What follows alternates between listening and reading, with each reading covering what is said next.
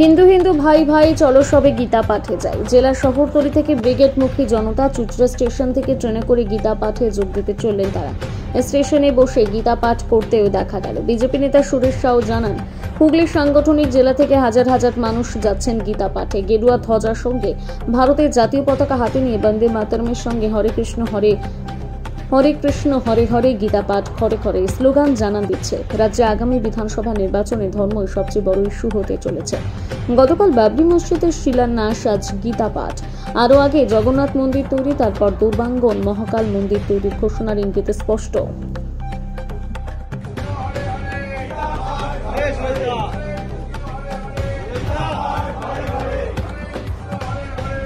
समायुधि युधानो व्याटाच्य काशीराजस्य वीर्यवान् पुरुजित् कुन्तिभोजस्य शैवज्ञस्य नरपुङ्गवा युधमनुज्य।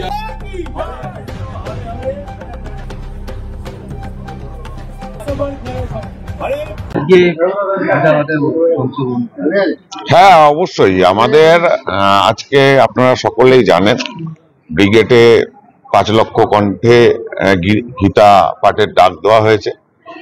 মূলত উদ্দেশ্য আমাদের সকল সনাতনীদের ঘরে ঘরে গীতা পৌঁছাক এবং দৈনিক গীতা পাঠ হোক।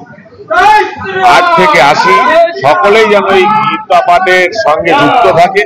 সুতরাং সেই লক্ষ্য সফল করার জন্যই আজকের এই কর্মসূচি। এই কর্মসূচিতে আজকে সকল সনাতনীরা যুক্ত হবেন এবং এই 5 লক্ষ কণ্ঠে এক সুরে গীতা পাঠ করবেন। সেই উদ্দেশ্যেই আমাদের আজকে রওনা। আজকে দেখা যাচ্ছে অনেক সাধু সন্ত এই মঞ্চে থেকে বার্তা দেবেন বা গীতা পাঠ করবেন।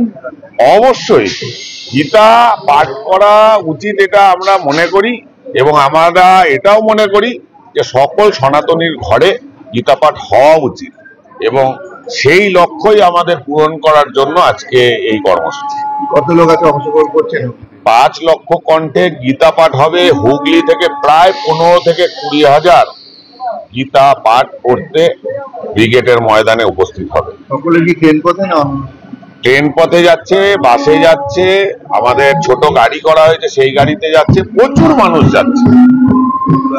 আমাদের হিসেবে সাংগঠনিক দৃষ্টিতে প্রায় 15,000 মানুষ আজকে এই হুগলি থেকে যাবে, এই হুগলি লোকসভাতে।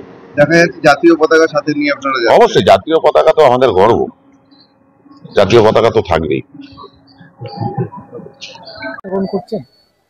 কেন অংশগ্রহণ করছি? বিশ্ব ধর্ম, বিশ্ব প্রেম, বিশ্ব মানবতা জগতে রেখে শিখানো ভারতের গীতা। তাই দেশে দেশে অনুদিত, আবৃত, গহিত আজ বিশ্বের ধর্মগ্রন্থ ভারতের গীতা।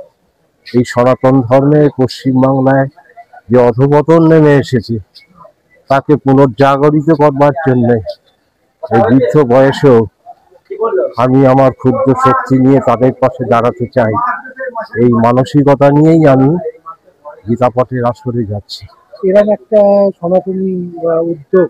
হ্যাঁ, এই সনাতনী উদ্যোগে আমি একজন ক্ষুদ্রতম ব্যক্তি হিসাবে এই ঐক্যকে, এই সংহতিকে, এই আদর্শকে পাথেয় করে তাদের অংশগ্রহণ করে এক স্বীকৃতি দিতে চাই যে আমিও তোমাদের পাশে আছি।